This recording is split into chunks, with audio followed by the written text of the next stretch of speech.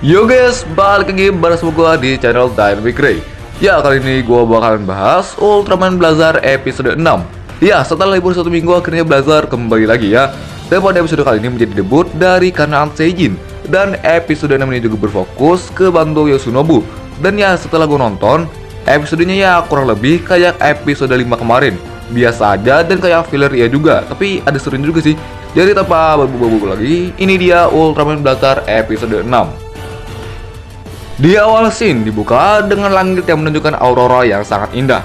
Namun saat banyak orang melihat aurora tersebut, mesin-mesin yang ada di sekitar akan berjalan dengan sendirinya layaknya punya kesadarannya sendiri. Pesawat itu bisa terbang sendiri. Aurora seperti ini jelas ulah dari Kanaan Seijin karena dia disebut-sebut sebagai hantu aurora. Kemudian kembali lagi ke markasnya Scar, di mana disini menampilkan Bando yang tengah mengurus Ergaron. Karena fokusnya episode kali ini ke Bando, jadi ya wajar screen time di episode kali ini banyak. Di sini Bandonya juga bisa dibilang pada jadwal banget. Gak cuma mengurus Ergaron aja, malah diberi tugas ini itu sama anggota lain. Bahkan Gento pun memberi dia tugas juga, membuat Bando Yoshinobu di sini ya kelelahan. Tapi ya dia masih bisa full senyum di sini ya.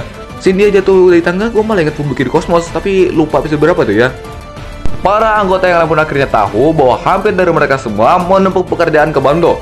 Bahkan Teroki juga bilang dia gigih, tapi cenderung memaksakan dirinya. Dan Teroki juga nyuruh Gento untuk mengantarkan tomat yang dibawa dari keluarganya untuk memberikannya ke Bando. Ini yang kapten Teroki apa Gento weh? Gentonya Hot Wheel kok lagi.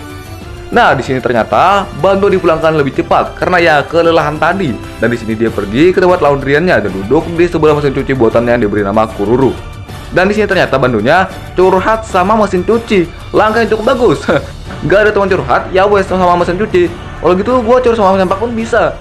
Kemudian Gento pun datang ke tempat laundryannya Bando tadi dan membawa tomat yang dipesankan oleh Teroki. Di sini Gentonya nggak ngeberi tomatnya, malah dibawa lari gara-gara ngeliat Bando ngomong sama mesin cuci. Waduh parah ya, kalau aja itu tomatnya ditinggal ya kan, ini dibawa lari.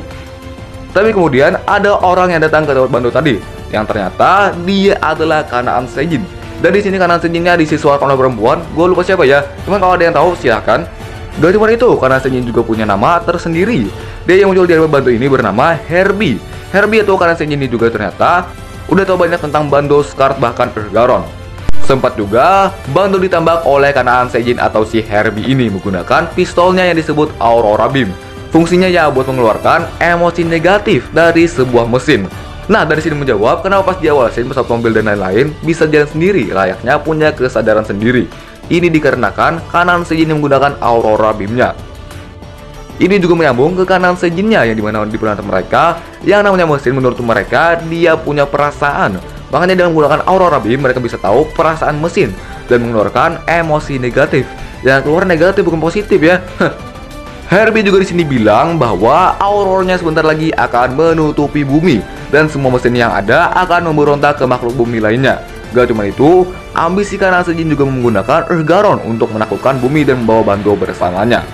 Dan ternyata si Herbie ini juga udah lama ada di bumi dan mengamati pergerakan Ergaron. Tapi nggak tahu ya datangnya pas episode berapa. Di sini sih pas di episode 4 sama pas di episode 5 kemarin.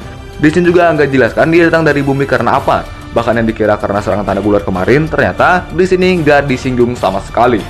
Tidak hanya itu, pada episode 5 kemarin Kanaan Seijin juga ternyata sudah menembakkan Aurora Beam-nya ke Ergaron. Maka dari itu, pada episode 6 ini Kanaan Seijin bisa dengan mudahnya langsung bisa ngenalin Ergaron.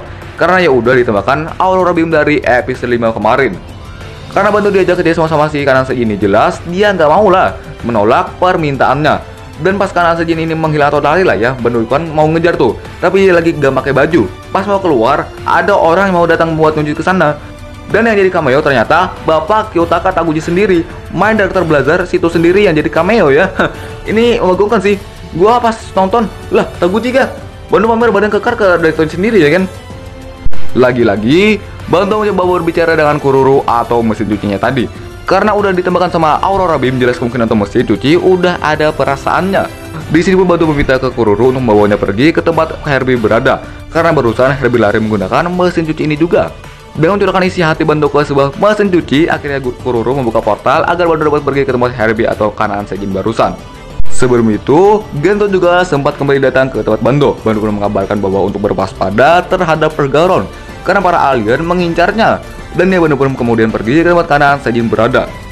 Gento juga di sini meminta pertolongan ke mesin cuci ajaib satu ini untuk mengetahui tempat keadaan Sejin dan Bando berada. Dan ya di sini Kurur baik hati menunjukkan tempatnya. Mesin cucinya dipuji-puji lagi ya. The real mesin cuci ajaib. Di sini di saat yang bersamaan, Elgaron juga langsung bisa diberikan oleh kanan Sejin dan membawanya langsung ke tempat kanan Sejin berada. Di sini matanya Elgaron juga dibuat jadi warna merah. Jadi seakan-akan Elgaron ini dihack lah ya. Ya karena udah dimbak aura di episode kemarin, makanya langsung bisa digunakan oleh Kanaan Sejin. Bando juga sudah berhasil menyusup ke tempat Kanaan Sejin berada ya. Ya di sini Kanaan Sejinnya ada 2. Ya gak mungkin lapor populasinya cuma 1 doang ya kan. Gue juga ada rasa greget loh ya sama si Bando. Kan mau nembak tuh. Ya pas mau nembak malah bilang jangan bergerak. Otomatis ya Kanaan Sejinnya bisa nyerang ya kan. Coba diem aja woi. Karena itu, Herbu pun di sini menjelaskan tentang kondisi planetnya, di mana planetnya sudah hancur lebur dikarenakan perang yang terus-menerus terjadi sampai-sampai membuat kondisi planetnya hancur. Karena ini dia menginginkan bumi sebagai tempat tinggalnya yang baru. Tapi caranya ya salah, malah sekalian mau menaklukkan bumi. Nah di sini ada scene di mana Tim Scar pakai mobilnya. Nah di sini kan sebenarnya nggak ada yang dipermasalahkan, cuman tempatnya aja ya yang mengingatkan kita ke Ultraman Z episode 1. Karena pas Yoko pakai mobil mau nolong Haruki yang satu itu pakai Springer, di situ Yokonya lewat sini nih ya. Tempatnya sama guys. Elgaron pun di sini main mobil-mobilan sama Gento dan yang lainnya ya. Sampai akhirnya mobilnya berhasil ditangkap dan dilempar. Hokinya tuh masih hidup ya yang di mobil. Padahal kabar dibanting, plus tuh mobil langsung bisa berdiri. Mantap. Gento pun memutuskan untuk memancing Elgaron ke arahnya dan akhirnya Blazer Brace muncul dan Gento berubah menjadi Ultraman Blazer di hadapan Elgaron. Nah pas gua liat ini, jangan-jangan identitas Gento terkuak dari sini nih ya. Lama bukannya nggak ada lihat, ya emang. Tapi dia ini kan berubah di hadapan Elgaron. Siapa tahu Elgaron juga bisa menyimpan data-data di setiap pertarungannya. Jadi siapa tahu pas lagi iseng-iseng ngeliatin data Elgaron, ada data Gento berubah ini. Jadi ya kalau benar mungkin kejadiannya mirip Kanata di dekat kemarin juga ya. Ingat, ini teori gua aja. Dan pastinya di sini terjadi pertarungan antara Ultraman Blazer dengan Elgaron. Pertarungannya kali ini juga terjadi di lautan, cuman ya nggak dalam-dalam banget. Ya mirip trigger kemarin lah ya. Untuk fighting scene ya memang terkesan biasa, cuman tetap oke-oke aja. Sampai di sini Elgaron kembali seperti semula di saat setelah menyelamatkan Bando karena terjatuh. Nah ini mungkin karena Elgaron sudah mendengar pesan dari Bando, karena ya Elgaron juga udah ditembak sama Aurora Beam ya kan. Jadi dari sana dia bisa nangkap pesan yang disampaikan oleh Bando ke dia. Dan ya karena udah begini, Kanaan Sejin pun memutuskan untuk melarikan diri, yang ternyata markas mereka dari kincir angin ya. Waduh membagongkan. Cuma sempat ditegak oleh Blazer menggunakan variasi baru dari Spiral Barret, yaitu Spiral Barret versi Slash. Awalnya sih kayak Spiral Barret biasa, tapi setelah dilempar malah jadi kayak Slash gitu. Unik lah intinya. Dan lagi-lagi ada pose membagongkan dari Blazer di saat akan menembakkan Spiral Barret. Kemarin kayang, sekarang malah ngelilit badannya. Jadi Luffy nih ya. Mantap. Ada pose-pose membagongkan ini akan terus ada di episode yang akan datang kah? Nanti apa lagi nih ya? Di akhir scene kembali lagi ke tempat laundryannya si Bando dan ya Gento juga ada di sana.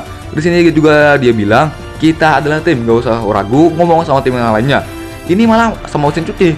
Dan ya episode 6 pun tamat.